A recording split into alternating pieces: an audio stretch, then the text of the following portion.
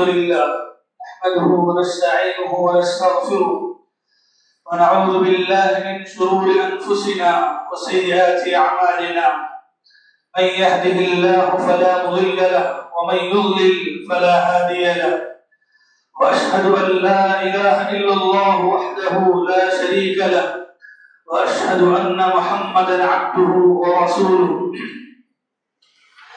يا أيها الذين آمنوا اتقوا الله حق تقاته ولا تموتن إلا وأنتم مسلمون يا أيها الناس اتقوا ربكم الذي خلقكم من نفس واحدة وخلق منها زوجها وبث منهما رجالا كثيرا ونساء واتقوا الله الذي تساءلون به والأرحام إن الله كان عليكم رقيبا يا أيها الذين آمنوا اتقوا الله وقولوا قولا سديدا يصلح لكم أعمالكم ويغفر لكم ذنوبكم ومن يطع الله ورسوله فقد فاز فوزا عظيما أما بعد فإن خير الحديث كتاب الله وخير الهدي هدي محمد صلى الله عليه وسلم وشر الأمور محدثاتها وكل محدثة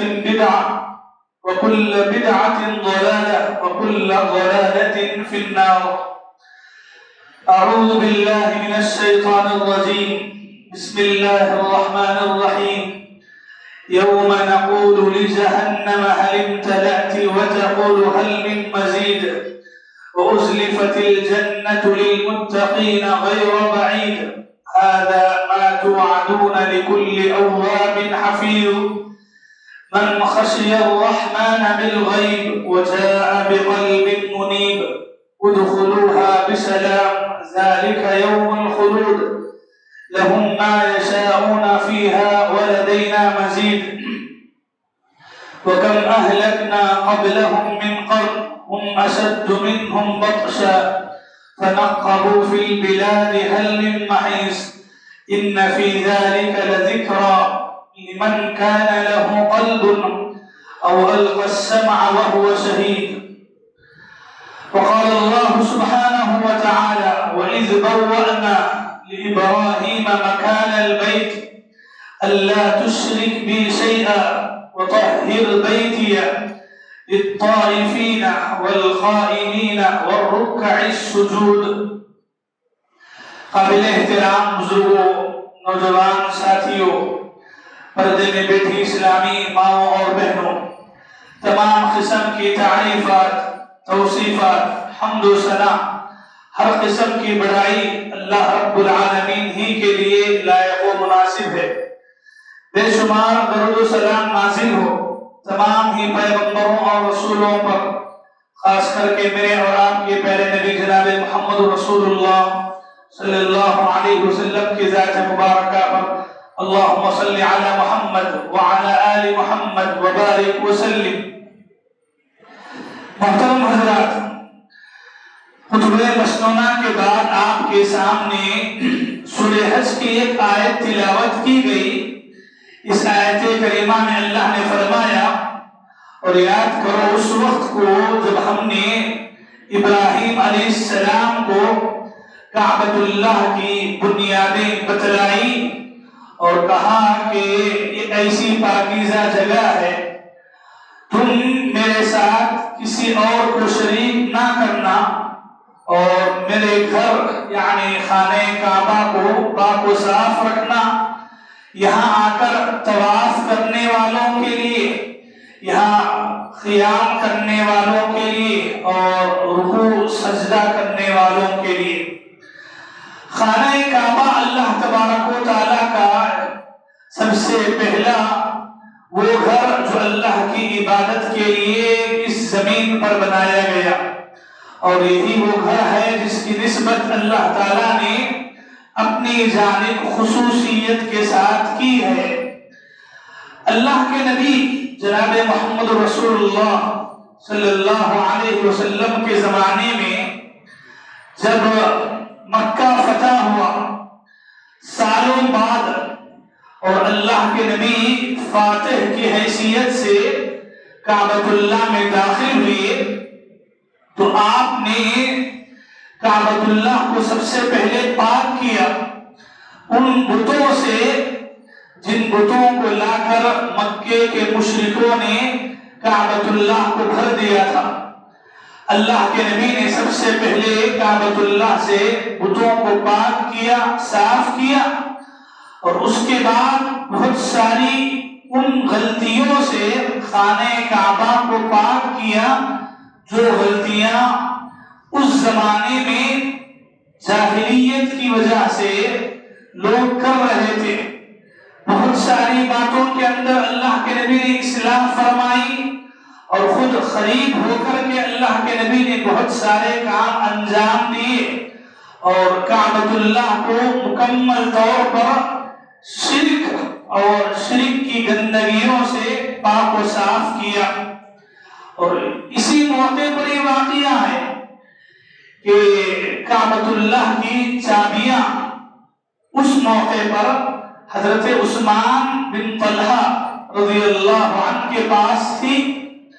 لوگوں نے کہا کہ اے اللہ کے رسول آپ وہ چابیاں لے لیں اور حضرت عباس بن عبد المطلب ان کو یہ ذمہ داری دیں اور سقایا کی بھی جو ذمہ داری چلی آ رہی ہے انہی کے حوالے ہوگی۔ اللہ کے نبی صلی اللہ علیہ وسلم نے ایسا ہی ارادہ کیا۔ اس موقع پر یہ آیت نازل ہوئی، ان اللہ یأمرکم ان تؤدوا الامانات الى اہلها، یقیناً اللہ تعالیٰ تمہیں اس بات کا حکم دیتے ہیں کہ تم امانتوں کو ان کے حقداروں کے حوالے کرو۔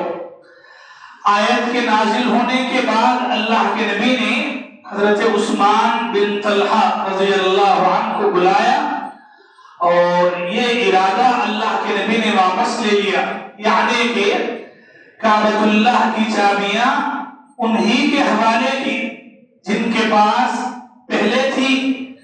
اور اللہ کے نبی نے اس وقت یہ بات بھی ارشاد فرمائی کہ یہ چابیاں تم لے لو اور اپنے ہی پاس رکھو، خالدۃ مخلدہ، ہمیشہ ہمیشہ کے لیے یہ چابیاں تمہارے پاس ہی رہیں گی، تم سے جو چھینے گا وہ ظالم قرار پائے گا، تم سے وہی آدمی لے گا جو کہ ظالم ہے۔ یہ اللہ کے نبی نے فرمایا اور فرما کر کے خانہ کعبہ کی چابیاں حضرت عثمان بن طلحہ رضی اللہ عنہ کے حوالے کی، چونکہ اللہ کے نبی کا فرمان تھا، اللہ کے نبی کی حدیث تھی۔ اور یہی وجہ ہے کہ ہزاروں سال ہونے کے باوجود آج بھی خانہ کعبہ کی چابیاں حضرت عثمان بن طلحہ رضی اللہ عنہ کو جو اللہ کے نبی نے دی، انہی کے خاندان، انہی کی نسل میں یہ سلسلہ برابر چلتا آ رہا ہے۔ خانہ کعبہ کی خدمت اور اس سلسلے میں پوری انتھک کوشش کرنا یہ ہر ایک مسلمان کی خواہش رہی، اور جو بھی مسلم حکومتیں بنی ان کا بھی یہی ارادہ رہا، اور بہت سارے لوگوں نے اس سلسلے میں اپنے اپنے طور پر جو کچھ ہو سکتا تھا کیا۔ جب سے سعودی حکومت قائم ہوئی اور خانہ کعبہ، مکہ، مدینہ، حرمین شریفین کی خدمت کی ذمہ داری جب سے ان کے حوالے کی گئی، ہم دیکھتے ہیں کہ ایک نمایاں پہلو خدمات کا ہمارے سامنے وجود میں آیا، اور آج اسی تعلق سے کچھ باتیں آپ کے سامنے رکھنا ہے۔ کعبۃ اللہ کی خدمت، مکہ، مدینہ، حرمین کی خدمت کے لیے سعودی حکومت نے اپنی کئی سی خدمات اور اپنے کئی سے کارنامے انجام دیے، ہمیں معلوم کرنے کی ضرورت ہے، اور خاص کر کے حج کے حوالے سے، حاجیوں کے حوالے سے حج کو آسان بنانے کے لیے کیا خدمتیں رہی ہیں۔ دیکھیے، ایک تو بات حکومت کی جانب سے اگر آپ کریں تو حکومت کی جانب سے جو انتظامات کیے جاتے ہیں وہ انتظامات ہیں۔ ایک مسلمان ہونے کے ناطے ہماری یہ ذمہ داری ہے کہ ایسی جگہ پر جہاں ہزاروں نہیں لاکھوں کے انسان آتے ہیں، سال بھر ان کا آنا جانا رہتا ہے عمرے کی غرض سے، اور حج کے مہینے میں تو حج کے لیے آتے ہی ہیں، تو ایسے لاکھوں کا مجمع جہاں جمتا ہے ویسی جگہ پر اتنے بہترین انتظامات اور خدمات کرنا یہ ہر ایک مسلمان کی سعادت ہے کہ اس کے حصے میں ایسی خدمت آئے۔ اور خصوصاً اس سلسلے میں سعودیہ حکومت کی جانب سے جو خدمات ہوئی ہیں ان خدمات کو بنیادی طور پر تو جاننا ضروری ہے۔ آج کل کیا ہے، بعض لوگ نہیں جاننے کی وجہ سے یا سوشل میڈیا میں آنے والی ایسی ویسی باتوں کو لے کر کے بہت کچھ بولتے ہیں، بلکہ بہت کچھ بک دیتے ہیں۔ اگر آپ حقیقت کی دنیا میں آئیں اور دیکھیں کہ اس حکومت کی جو خدمتیں اس کعبۃ اللہ کو لے کر رہی ہیں وہ واقعی میں مثالی ہیں، اور ایسی خدمات ہیں جن کا اعتراف ہر مسلمان کرنا چاہیے۔ آپ دیکھیں، میں چند باتیں انہی خدمات کے حوالے سے آپ کے سامنے رکھ دیتا ہوں۔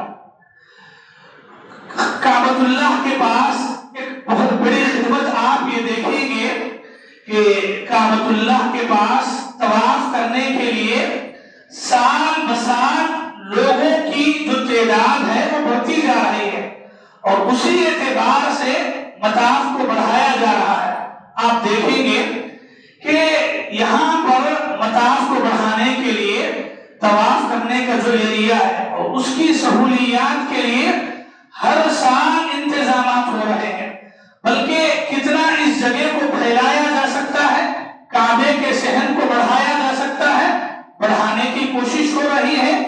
اور آپ دیکھیں گے کہ حج کے دنوں میں ایک ہی موقع پر پورے حج کرنے والے جمع ہوتے ہیں اور سب حج کرتے ہیں، اور سب کے حج کرنے کے لیے انتظامات الگ الگ طور پر متعین ہیں۔ مردوں کے لیے ہیں، عورتوں کے لیے ہیں۔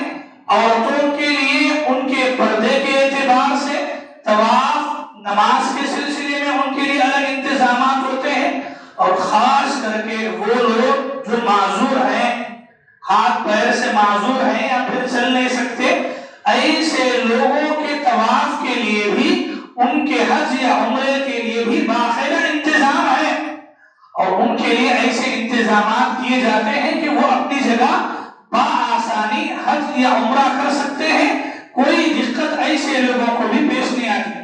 اور یہ بہت بڑی بات ہے کہ عام نوجوانوں کے علاوہ بزرگ اور معمر افراد کے لیے عمرہ حج کے سلسلے میں ایسے انتظامات کرنا کہ ان کے لیے کوئی تکلیف نہ ہو۔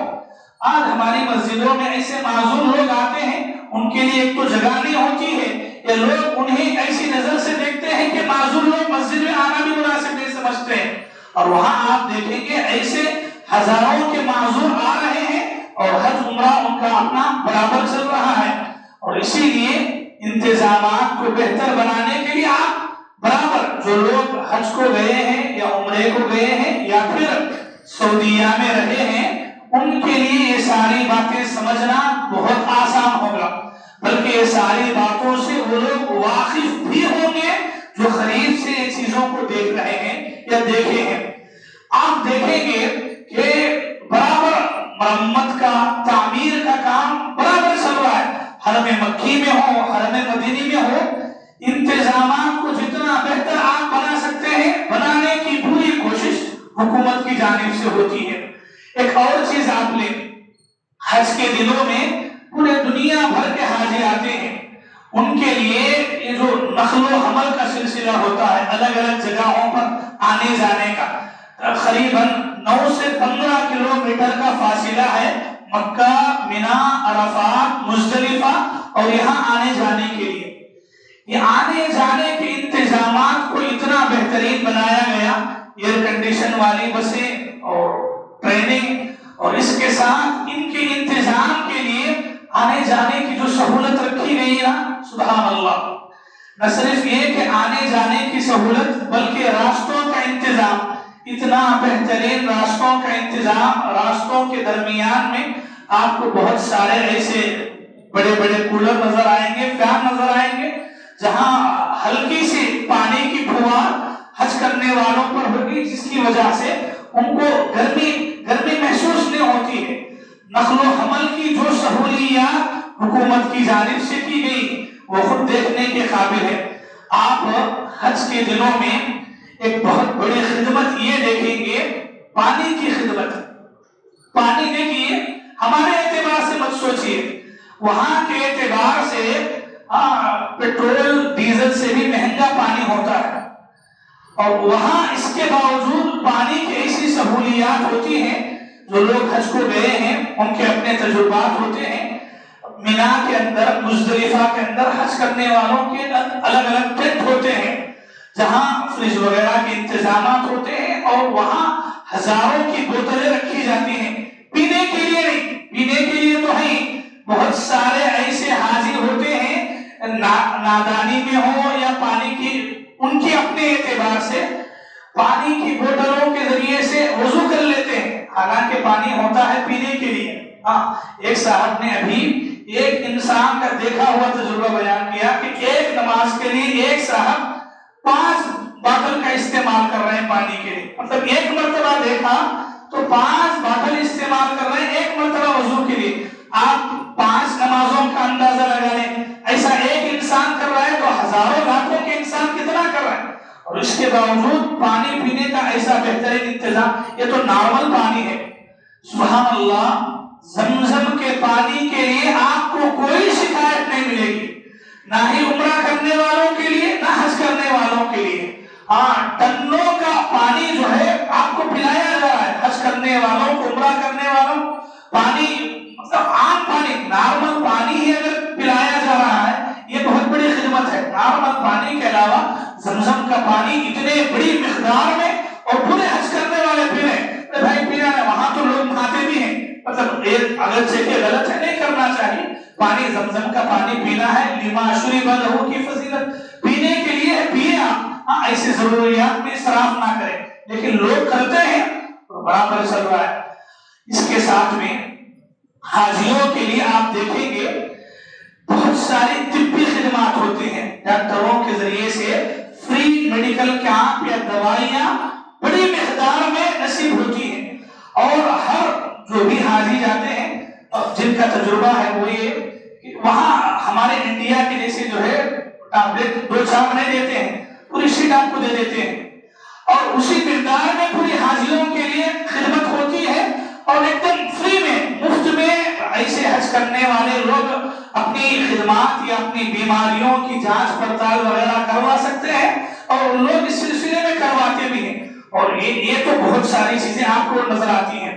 ایک اور خدمت سعودیہ حکومت کی جانب سے یہ اس سال خصوصاً یہ ہوئی کہ ایسے لوگ جو عربی زبان نہیں جانتے ہیں ان کے لیے دوسری زبان میں ٹرانسلیشن کرنے کے لیے بہت سارے ایسے ایپس موبائل کے اندر یا AI کے ذریعے سے بہت ساری ایسی سہولیات دی گئی، اور اس سال کی یہ رپورٹ ہے کہ تقریباً 130 دنیا کی زبانوں میں یہ کام، ترجمے کا، ٹرانسلیشن کا یہ کام کیا گیا، جہاں کوئی بھی حاجی اس خدمت کو لے کر کے اپنے مسئلے کو حل کر سکتا ہے۔ اور اس کے ساتھ میں ایک اور بڑی خدمت کہ علماء، مفتیوں کو اور وہاں کے طلباء کو متعین کیا جاتا ہے، دین کے سلسلے میں کوئی بھی مسئلہ ہو، کوئی بھی کمی بیشی ہو رہی ہے تو آپ مسئلہ پوچھ سکتے ہیں، وہ خود اپنے خدمات کو دیتے ہیں۔ ایسے جو والنٹرز ہوتے ہیں نا، وہ 1-2 میں تقریباً اس سال کی رپورٹ کے مطابق 40 پر 2000 ایسے افراد رہے جو خادمین رہے، یعنی خدمت کرنے والے جو یہاں وہاں نظر آتے ہیں۔ اور سبحان اللہ، یہ چیز بہت دیکھنے اور ماننے کی قابل ہے کہ اتنے لاکھوں کے انسان جمع ہونے کے باوجود وہاں خاص کر کے پولیس کی جانب سے لاٹھی چارج کرنے کا ایک واقعہ آپ کو نظر نہیں آتا. سبحان اللہ. آپ دیکھیں ہمارے پاس کہیں کسی جگہ پر سووں کی تعداد میں لوگ جڑ جاتے ہیں تو برداشت نہیں کیا جاتا ہے. ان کو سنبھالنے کے لیے لاٹھی چارج کرنا پڑتا ہے, مارنا پڑتا ہے فلاں فلاں. اور حج کے اندر اتنے سارے بڑی لاکھوں کی تعداد میں حاجی ہونے کے باوجود وہاں کے پولیس ہو یا وہاں کی شرطا ہو, یہاں کے اور دوسرے خادمین ہو, کسی بھی حاجی پر آپ دیکھیں اللہ کسی ایک حاجی پر بھی ہاتھ اٹھانے کا مسئلہ, مارنے کا مسئلہ, شدت سے پیش آنے کے مسائل پیش نہیں آتے. سبحان اللہ. کیسا صبر اور کیسے صبر کے یہ نمونے آپ اس حج کے دوران آپ دیکھ سکتے ہیں. اور اگر بات کریں انتظامات کی, یہ دو چار باتیں ایسے ہی میں نے آپ کے سامنے بیان کر دی جو دکھنے میں آتی ہیں یا پھر معلومات میں ہیں. آپ دیکھیں گے سبحان اللہ یہ ایسی بڑی خدمت ہے کہ اس سال کی رپورٹ کے مطابق تقریباً 17 لاکھ لوگوں نے حج کیا. 17 لاکھ یہ وہ گنتی ہے جو شمار میں آتی ہے, مطلب رپورٹ میں آتی ہے. جو رپورٹ میں نہیں آتی ہے یا پھر ادھر سے ادھر سے آ کے حج کر لیے لوگ, ایسے لوگوں کی گنتی نہیں ہے. یہ صرف ان لوگوں کی گنتی ہے جو آگے باقاعدہ حج کرتے ہیں, جن کی رپورٹ باقاعدہ درج کی جاتی ہے. 17 لاکھ کا مجمع ایک جگہ جڑ رہا ہے اور حج جیسی عظیم عبادت کر رہا ہے. اس کے باوجود نہ کوئی چھیڑخانی, نہ کوئی فتنہ فساد, نہ کوئی مار آری, نہ کوئی قتل غارت گیری فساد, کچھ نہیں ہے. یکا دکا مرتبہ پچھلے سالوں میں ہوا ہے, وہ لوگوں کی اپنی غلطیاں ہوتی ہیں, انتظامات کی نہیں. فرق سمجھنا ہے. بہت سارے لوگ ہوتے ہیں زبان نہیں سمجھنے کی وجہ سے, اشارات نہیں سمجھنے کی وجہ سے بعض غلطیاں کرتے ہیں, ان کی غلطیوں کی وجہ سے بعض حادثات ہوتے ہیں. لیکن بات اگر کریں انتظامات کی, یہ انتظامات ایسے پاکیزہ انتظامات ہوتے ہیں جہاں دیکھ کر کے زبان سے سبحان اللہ نکلتا ہے. حاجیوں کے سلسلے میں سعودیہ کی ایک چھپی خدمت یہ ہے, آپ کو معلوم ہونا چاہیے سن 1417 میں سعودی حکومت کی جانب سے فیصلہ ہوا کہ دنیا بھر سے بعض خاص لوگوں کو حج کے لیے بلایا جائے گا. اور پہلے گنتی شروع ہوئی 1000 کے حساب سے, یعنی دنیا بھر کے ایسے مسلمان جن کی خدمتیں ہیں, چاہے وہ عالم ہو, ڈاکٹر ہو, انجینئر ہو, فلاں فلاں, تو انہیں سعودی حکومت اپنے پیسوں پر, اپنے خرچ پر انہیں بلاتی ہے اور پورا حج انہیں کراتی ہے, 1 روپیہ کے لیے بغیر. ایسے لوگوں کو یہ گنتی سال بسال بڑھتی گئی اور قریب شاہ سلمان کے دور میں یہ گنتی 5000 تک پہنچ گئی.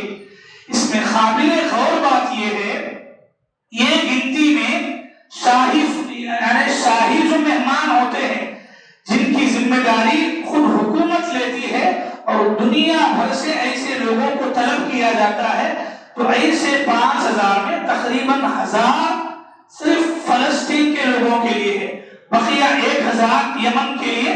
یہ بعض رپورٹوں کے مطابق, یعنی فلسطین کے وہ مسلمان جن کے اپنے گھروں میں کوئی شہید ہوئے ہیں تو ان کی شہادت کے صلے کے طور پہ ہو یا پھر کسی اور طور پر بھی ہو, لیکن صرف فلسطین, یمن اور افریقہ ایسے ممالک سے خاص کوٹا رکھا گیا جہاں سے لوگ شاہی مہمان کے طور پر بلاتے ہیں اور انہیں فری میں حج کراتے ہیں.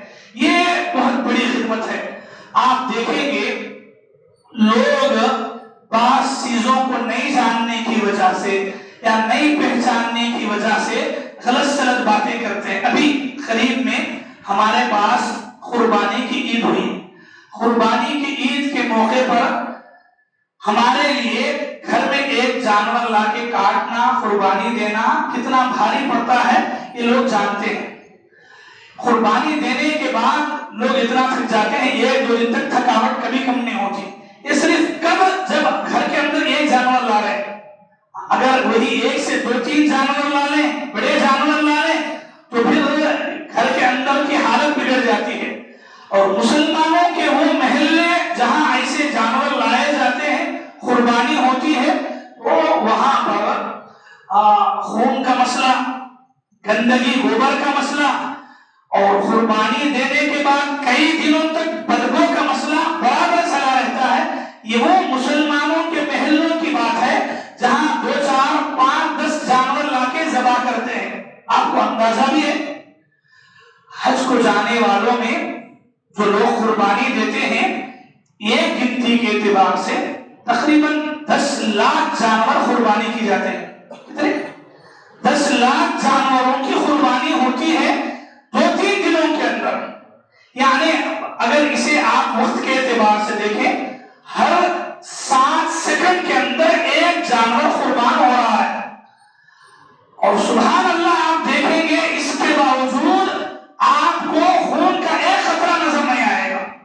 نہ بدبو کا مسئلہ، نہ گوبر کا مسئلہ، نہ جانوروں کے چمڑوں کا مسئلہ، کچھ نہیں. آپ بتائیں اتنے سالوں سے لوگ عمرہ کرنے حج کرنے جا رہے ہیں اور حج کے دنوں میں ہی قربانی ہوتی ہے تو اتنے لاکھوں کی تعداد میں جانور کٹ رہے ہیں. کہاں کٹ رہے ہیں؟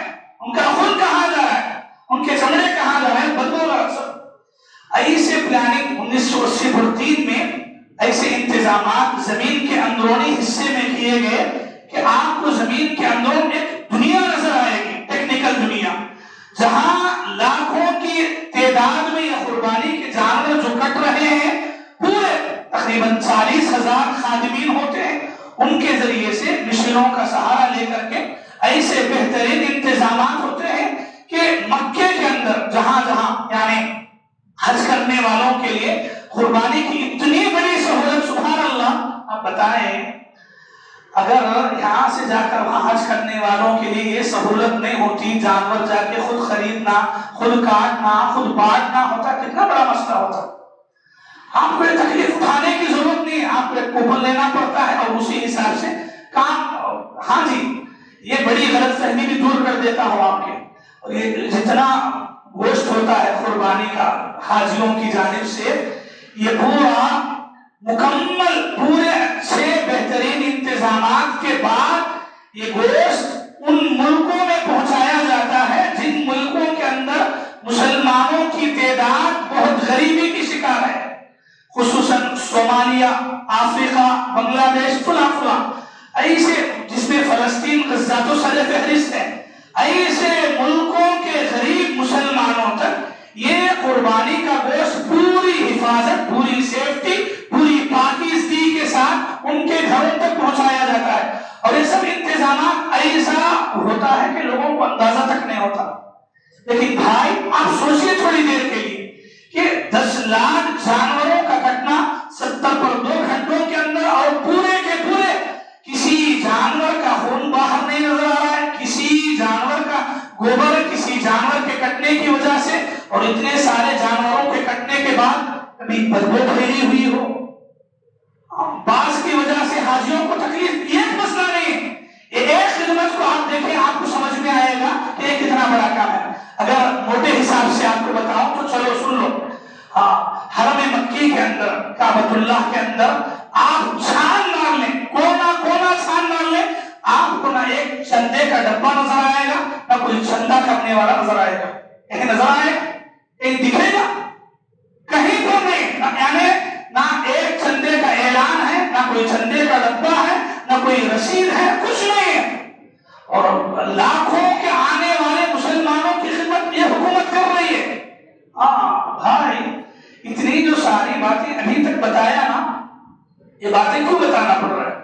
یہ باتیں اس لیے بتانا پڑ رہا ہے کہ یہ وہ فیس ہے جو ہم نہیں دیکھ رہے، یا یہ وہ کام ہے جو ہم نہیں دیکھنا چاہ رہے، یا دشمن ہم کو دکھانا نہیں چاہ رہے. ہم وہ چیزیں دیکھ رہے جو دشمن ہم کو دکھا رہا ہے. کیا ہے؟ سعودیہ میں وہ کھل گیا ہے، وہ کھل گیا ہے، وہ رزالت میں گئی ہے، وہاں ایسا ہو رہا ہے، وہاں ایسا ہو رہا ہے، وہ گناہ ہو رہا ہے، یہ گناہ ہو رہا ہے.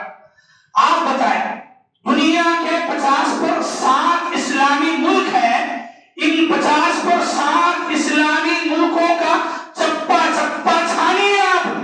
کیا کوئی ایسا اسلامک ملک ہے جو پورے طور پر شرک سے پاک ہو، اور اتنا پاک ہو کہ وہاں نہ کوئی درگاہ ہو، نہ وہاں کوئی مزار ہو، اور نہ ہی درگاہ کے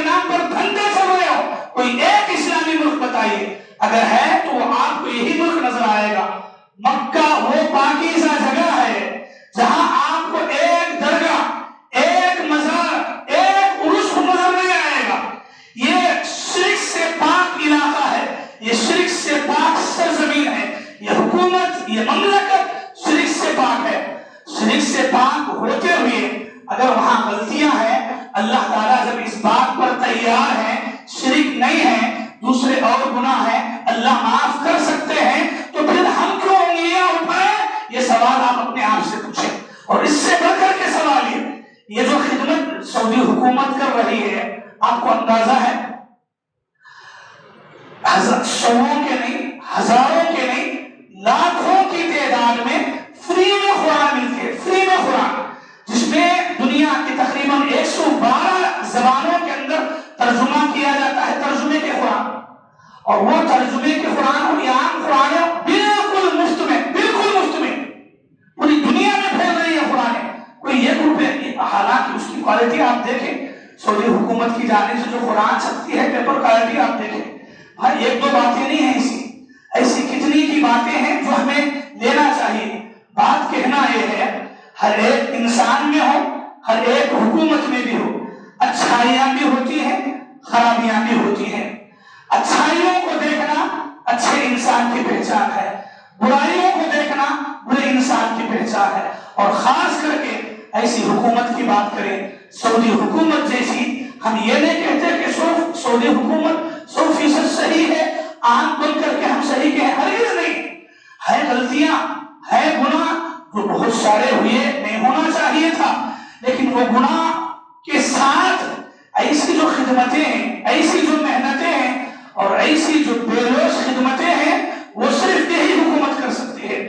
اور پھر سے وہی بات آپ کو بولوں گا میں کہ لاکھ خرابیاں ہوں، جب شرک نہیں ہے، جب بدعتیں نہیں ہیں، اللہ کو ناراض کرنے والے، اللہ کا عذاب کو لانے والے شرک جیسے کام نہیں ہے، پھر دوسرے کاموں کو اللہ معاف کر سکتے ہیں، تو پھر ہم اور آپ کیوں انگلیاں اٹھائیں؟ عجیب بات ہے. لوگ دوسرے جو اسلامک کنٹریز ہیں، ان کی خرابیاں نظر نہیں آتی، وہاں دھندے چل رہے وہ نظر نہیں آتے، شرک کے اڈے اڈے چل رہے ہیں، کوئی فرق نہیں پڑتا ہے. اور یہاں کوئی ایک بار کھل گیا تو لوگ پورے تانے لگا دیتے ہیں، لوگ سوالات کر دیتے ہیں، ہاں سوالیہ نشان اٹھاتے ہیں کہ وہ کیسا ہوا، یہ کیسا ہوا. بھائی جو اچھائی ہے اسے آپ لیجیے، جو خرابی ہے وہ اللہ کے حوالے ہے.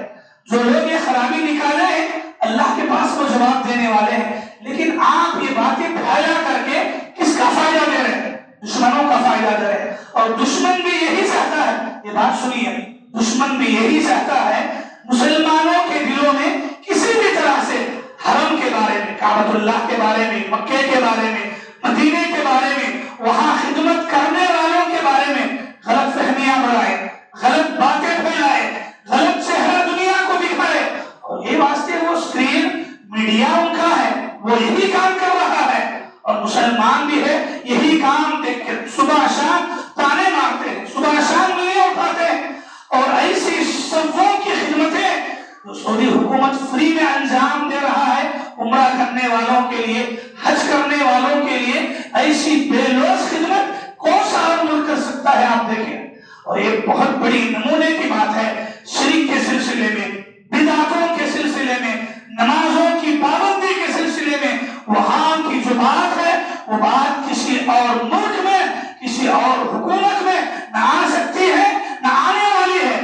یہ وہ باتیں ہیں، وہ خدمتیں ہیں جس کا اعتراف کھلے دل سے ہمیں کرنا چاہیے، ماننا چاہیے، اور صلہ نہ دے سکے صحیح، کم سے کم دعائیں کرنا چاہیے. خصوصاً ان دنوں میں، ابھی 3-4 مہینوں میں یہ جو زلزلہ آیا ہے، ہاں بمباری کا، مارنے کا، قتل و غارت گیری کا، میزائلوں کا، ایسے دور میں بھی، ایسے موقع پر بھی 17 لاکھ لوگ حج کرنے کے لیے گئے ہیں. اور اللہ کا بے انتہا شکر احسان ہے کہ کسی کو چوٹ تک نہیں آیا اور پورا حج مکمل ہوا ہے، الحمدللہ. یہ کتنی بڑی خدمت ہے میرے بھائی، کتنی بڑی خدمت ہے. ایسی خدمتیں جو کر رہے ہیں، ہم تو نہیں کر سکتے ہیں، جو کر رہے ہیں ان کی خدمت کو ماننا ہے، ان کی خدمت کا اعتراف کرنا ہے، ان کے اچھے پن کو لینا ہے. جو براپن ہے وہ اللہ کے حوالے ہے، وہ اللہ کے پاس جواب دے لیں گے جو کچھ برا کیا ہے. لیکن اتنی جو اچھائیاں ہیں، سبوں کی اچھائیاں، جو اچھائیاں کسی بھی نہیں آ سکتی. آج لوگ یہاں، ہماری حالت یہ ہے، ایک مسجد، ایک مدرسہ چلانے کے لیے اوپر نیچے ہو جاتے ہیں، چندے کے ڈبے ڈبے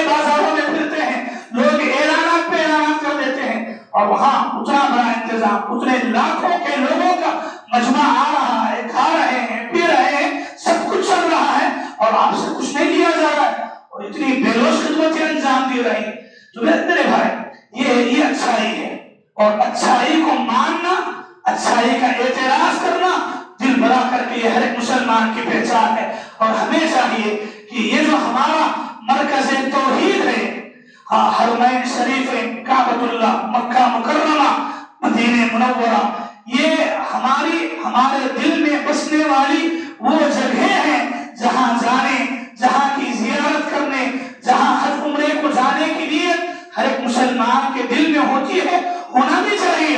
لیکن اس کے ساتھ بھی یہ جو خدمتیں سعودی حکومت کر رہا ہے، اس خدمات کا اعتراف، ماننا اور اس کے بدلے میں دعائیں دینا ہر ایک مسلمان کی ذمہ داری ہے۔